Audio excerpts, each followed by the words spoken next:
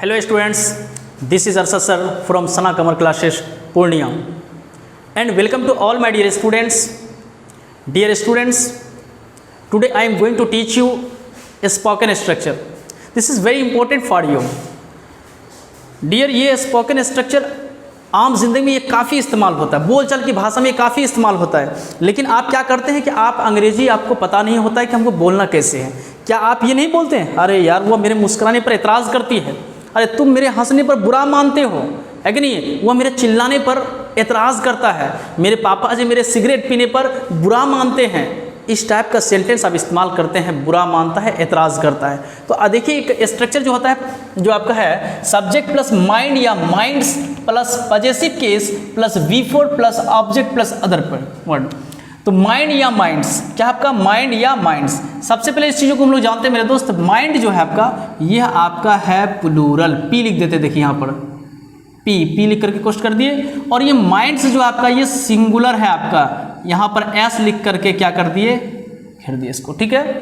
अंग्रेजी का नियम है क्या, कि अगर सब्जेक्ट सिंगुलर तो वर्ब भी क्या होना चाहिए, सिंगुलर होना चाहिए। अगर सब्जेक्ट आपका प्लूरल है तो आपका वर्ब भी क्या होना चाहिए, आपका प्लूरल होना चाहिए मेरे दोस्त। ये चीज़ को ध्यान रखना पड़ेगा आपको, है कि नहीं। अगर मान लीजिए आ जाएगा आपका दे, THEY, दे मतलब होता है वे लोग, दे मीन्स क्या होता है, वे लोग, ये प्लूरल है आपका। तो दे के साथ क्या इस्तेमाल करना पड़ेगा आपको, माइंड इस्तेमाल करना पड़ेगा।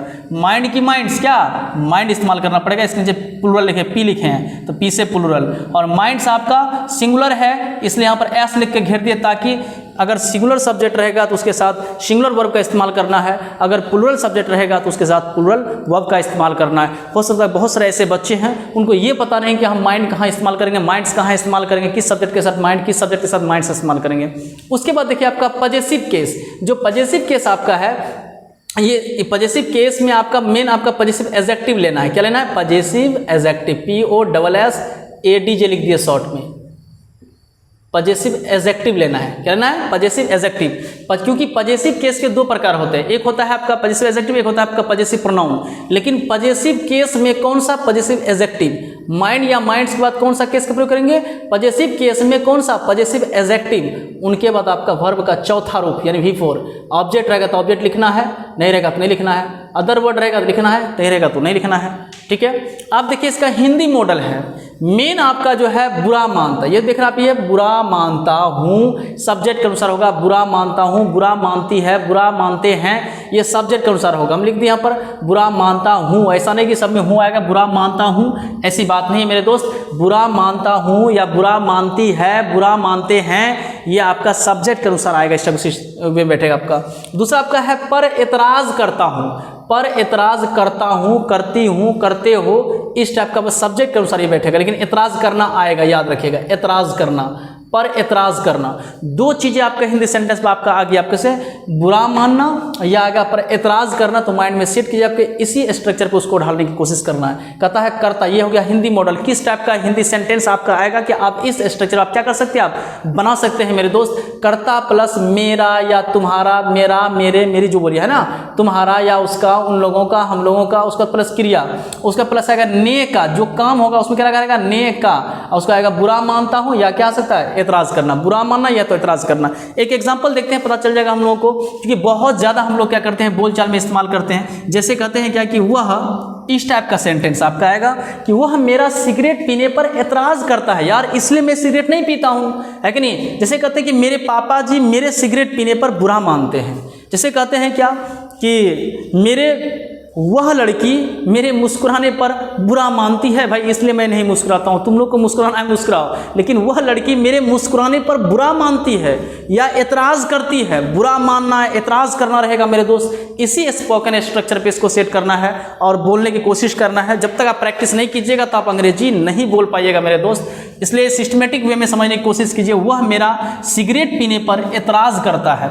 आप यहाँ पे देखिए सब्जेक्ट का हाथ, सब्जेक्ट क्या आपका वह के लिए क्या बैठाएंगे, यहाँ पर ही बैठाएंगे, क्या करेंगे, ही। अब ही आपका जो है ये सब्जेक्ट आपका सिंगुलर है, एक आदमी की बात होती है, इसलिए सिंगुलर के साथ सिंगुलर वर्ब आप इस्तेमाल करना। देखिए एस लिखा हुआ नहीं, सिंगुलर, माइंड्स इस्तेमाल करना यहाँ पर, MINDS, माइंड्स, है कि नहीं। उसका आता है पॉजेसिव केस का, आता है पॉजेसिव एडजेक्टिव का लिखा, मेरा रहे, तुम्हारा रहे, उसका रहे, उन लोगों का रहे, हम लोगों का रहेगा, उसका लिखना पड़ेगा आपको, है ना। तो यहाँ पे लिखेंगे माई, है ना, पॉजेसिव केस का क्या, माई। उसका फिर कहता है V4 आपका वर्ब आपका है सिगरेट पीना का आपका स्मोकिंग अगर कर दे, स्मोक का होता है धूम्रपान करना, सिगरेट ना कर दिए तो इसमें कर दिए ये हटा करके आएंगे लगा दिए, स्मोकिंग कर दी, बस हो गया, यहाँ तक करे काम चल जाए आपका। ही माइंड्स माई स्मोकिंग, ही माइंड्स माई स्मोकिंग, वह मेरा सिगरेट पीने पर एतराज़ करता है। अगर यहाँ पर तो वह मेरा सिगरेट पीने का बुरा मानता है या एतराज़ करता है, बस इसी कंपोजिशन आपको बनाना है आपको मेरे दोस्त। जैसे हम बोल दिए क्या कि वह लड़की मेरा मुस्कुराने का बुरा मानती है। भाई साहब पता चला भाई आपकी कि why do you not smile in the class. कोई हमसे पूछा कि why do not smile in the class, what is the reason, please tell me in detail. तो हमसे पूछा कि भाई आप क्लास में क्यों नहीं मुस्कुराते हैं, है कि नहीं है। हम बोले अरे क्या बताएं यार, अब दिमाग में आपके कि वह लड़की मेरा मुस्कुराने का बुरा मानती है, तब ने बोलेंगे भाई साहब कि that girl minds my smiling, वह लड़की मेरे मुस्कुराने पर बुरा मानती है, that's why I don't smile in the class, इसलिए मैं क्लास में नहीं मुस्कुराता हूँ। जब आप जानेगा तभी तो आप बोल सकते हैं ना कि वह लड़की मेरा मुस्कुराने का बुरा मानती है। देखिए यही मॉडल आपका है, बुरा मानती है। देखिए एतराज़ करना, बुरा मानना, एतराज़ करना, है ना। तो आप यहाँ पर सब्जेक्ट कहा, देखिए सब्जेक्ट कहा तो वह लड़की के लिए यहाँ पर सी गर्ल इस्तेमाल नहीं करना मेरे दोस्त, यहाँ पर लिखना है दैट गर्ल का इस्तेमाल करना है। सी गर्ल का इस्तेमाल कीजिएगा तो गलत हो जाएगा, ठीक है, क्योंकि प्रोनाउन और नाउन का सम्मिश्रण एक साथ नहीं होता है, ठीक है। यहाँ पे लिखिए दैट आपका एडजेक्टिव की तरह काम कर, दैट गर्ल, यहाँ पर देखिए दैट गर्ल आपका है कि नहीं है, तो ये लिखना है सी गर्ल इस्तेमाल नहीं करना है, गलत हो जाएगा क्योंकि सी भी प्रोनाउन आपका है और गर्ल आपका नाउन, प्रोनाउन नाउन का सम्मिश्रण एक साथ नहीं होता है। तो दैट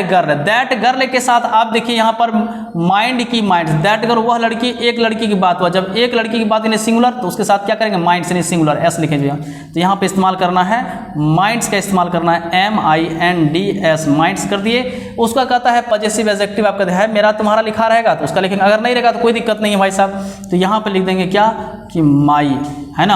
अब उसका कहता है V4 यानी वर्ब चौथा रूप आपका मुस्कुराना होता है स्माइल, SMILE होता है मेरे दोस्त, है ना। लेकिन V4 करेंगे जिस वर्ब के अंत में ई आ जाएगा तो ई को हटा के तब ING लगाना है, याद रखिएगा इन चीज़ों को, ठीक है।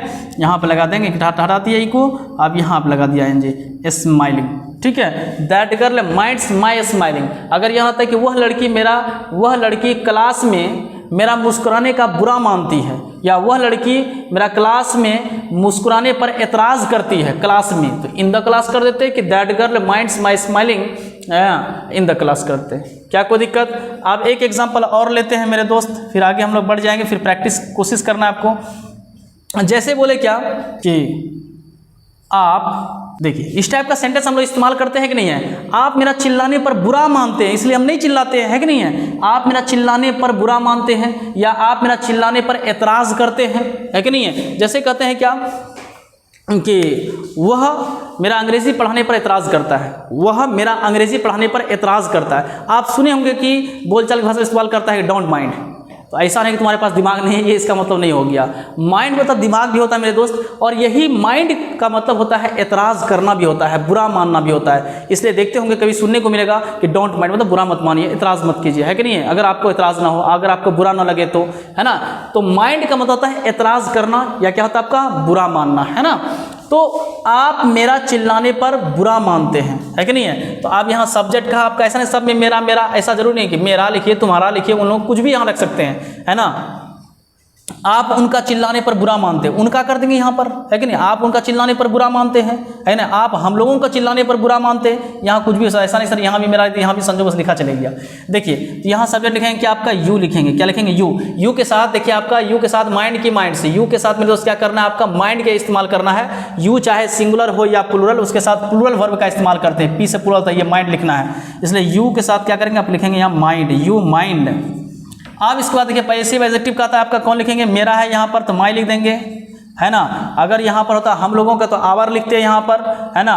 तो आप इस चीज़ को याद रखिएगा आप, ठीक है। उसका V4 की बात कर रहा है, वर्ब आपका कौन है, आपका वर्ब आपका चिल्लाना, चिल्लाना होता है क्राई, CRY है, इसमें ING लगा देंगे, क्राइंग हो जाएगा, ठीक है, बस हो गया। You mind my crying, you mind my कराएंगे, आप मेरा चिल्लाने पर बुरा मानते हैं। तो बुरा मानना है, एतराज़ करना रहेगा। आप क्या करना है कि इसी कंपोजिशन का सहारा लेना मेरे दोस्त। और जो बच्चे कंपटीशन के बच्चे हैं जो देख रहे हैं इस वीडियो को, आप कंपटीशन में याद रखिएगा माइंड या माइंड्स के बाद माइंड एक ऐसा वर्ब है, आप इसी को पास्ट में इस्तेमाल करना। आपके सर ऐसा हो सकता है कि वह मेरा सिगरेट पीने पर एतराज़ नहीं करता है, तब मेरे दोस्त क्या करना, फिर यहाँ पर आप डू डज नोट का प्रयोग कीजिएगा। डू या डज निगेटिव कीजिएगा, डू या डज नोट करना पड़ेगा आपको। उसके बाद क्या करना होगा, V1 का प्रयोग यानी माइंड का इस्तेमाल करना है, सिर्फ माइंड, आपका माइंड्स नहीं माइंड। क्या करना पड़ेगा आपको, सब्जेक्ट प्लस डू या does plus note plus mind, है कि नहीं है। जैसे कह दिए क्या आपके सर निगेटिव बन सकता है, निगेटिव बनाइए, इंट्रोगेटिव बनाइए, चाहे जिसमें ले जाना है आपको। आप ऐसा बोल सकते हैं ना कि वह मेरा सिगरेट पीने पर बुरा नहीं मानती है ना। आप कह दिए कि मेरी वाइफ जो है ना, मेरा सिगरेट पीने पर बुरा नहीं मानती है, निगेटिव आ गया कि नहीं मानती है, तो बोलेंगे कि माई वाइफ है ना does not mind, my wife does not mind my smoking. क्या बोलेंगे, my wife does not my smoking, मेरी वाइफ जो है मेरे सिगरेट पीने का बुरा नहीं मानती है। दोस्त मैं सिगरेट नहीं पीता हूँ, मैं निगेटिव बता रहा हूँ आपको, लेकिन कि निगेटिव भी आप इस्तेमाल कर सकते हैं। अगर आप निगेटिव बनाएंगे इनका तो सब्जेक्ट के बाद लिखिएगा डू या डज, उसके बाद नोट लिखिए, उसके बाद माइंड लिखिएगा, फिर माइंड्स नहीं, फिर सिर्फ माइंड होगा आपका। माइंड के बाद फिर क्या करिए, यही पॉजेसिव एडजेक्टिव फिर बिफोर आप कर दीजिएगा, ठीक है।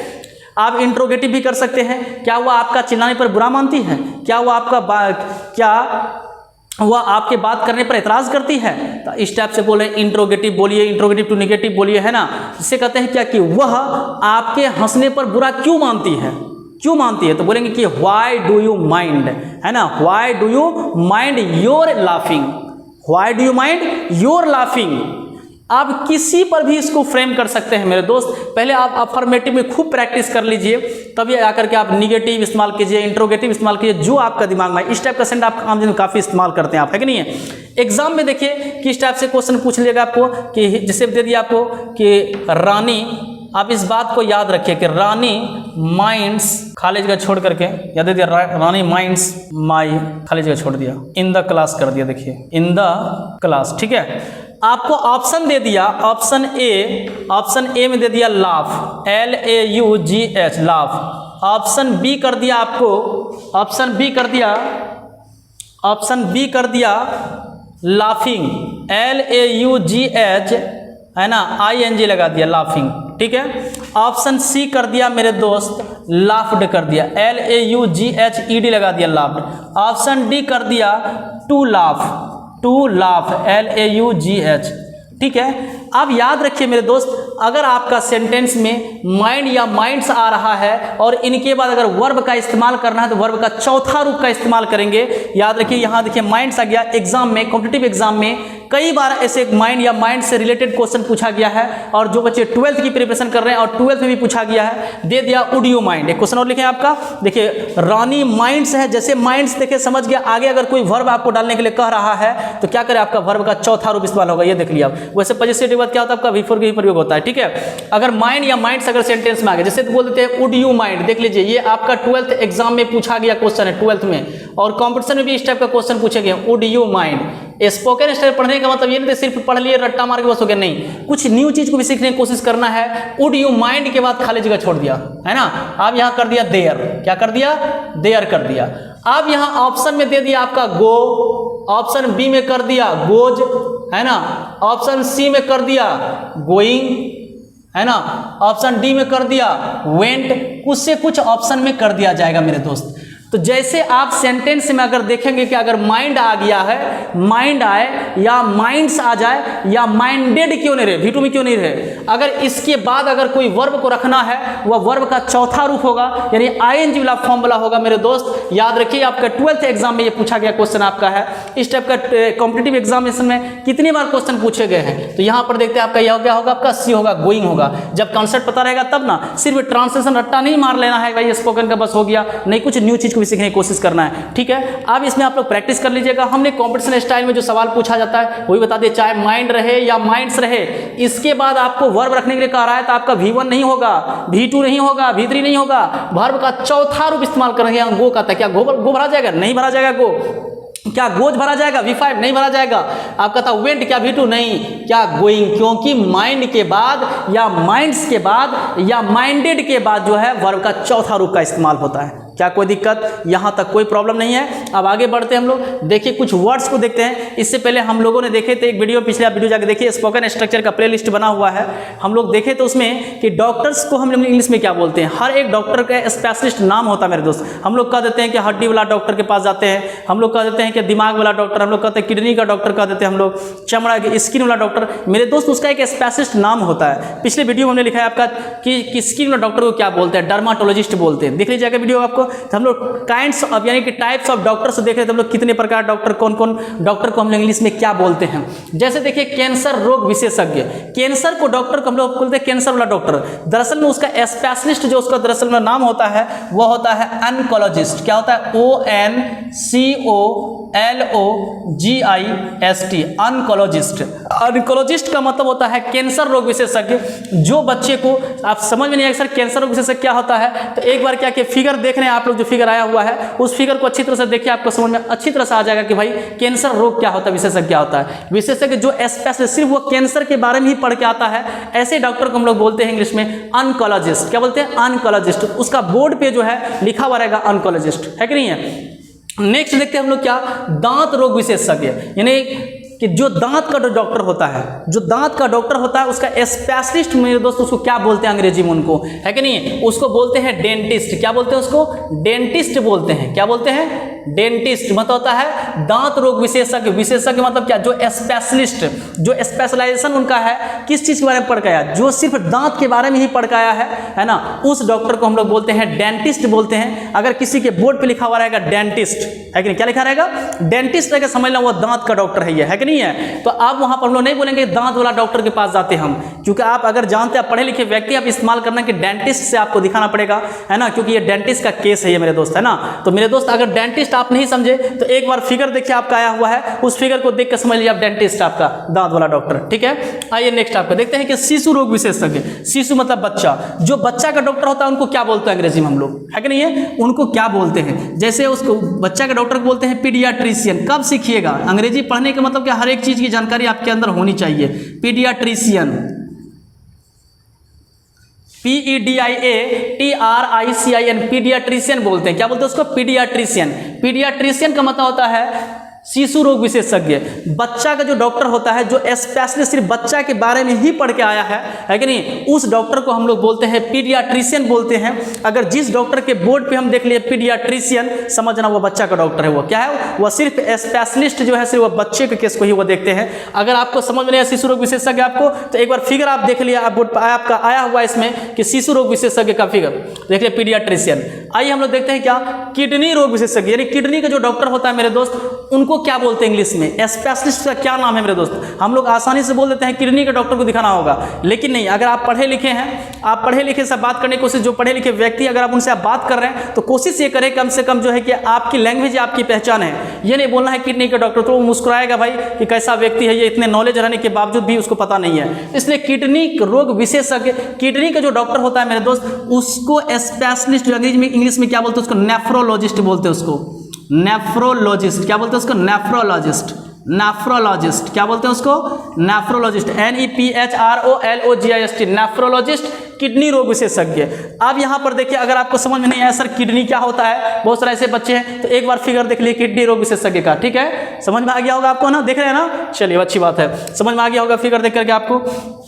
अब देखते हैं हम लोग कि दिमाग का डॉक्टर, मानसिक रोग विशेषज्ञ, मानसिक है कि नहीं, या से दिमाग का डॉक्टर जो है, देखिए उनको क्या बोलते हैं हम लोग, देखिए दिमाग का डॉक्टर को बोलते हैं, देखिए PSYCHIATRIST, साइकाइट्रिस्ट।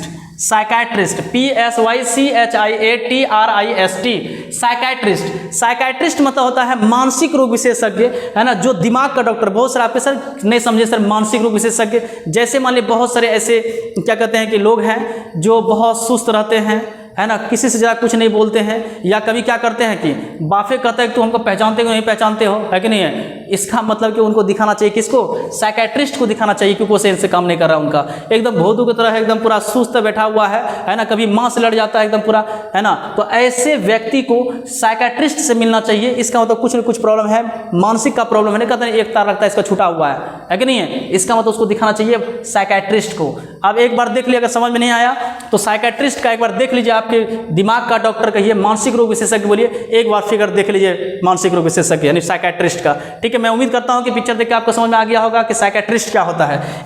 इसके बाद फिर हम लोग जानेंगे कि और कि इससे पिछले वाला वीडियो भी हमने kinds of doctors, types of doctors के बारे में बताए थे कि इंग्लिश में क्या बोलते हैं डॉक्टर्स को। ठीक है, फिर इसके बाद जो आएगा फिर और सारा हम लोग जानेंगे, हम लोग ढेर सारी चीज जानेंगे, स्पेशलिस्ट कौन कौन डॉक्टर को क्या हम लोग बोलते हैं। ठीक है, यही तरह देता है आज हम लोग। ठीक है, थैंक्स फॉर वॉचिंग, फिर मिलेंगे हम लोग नेक्स्ट वीडियो में।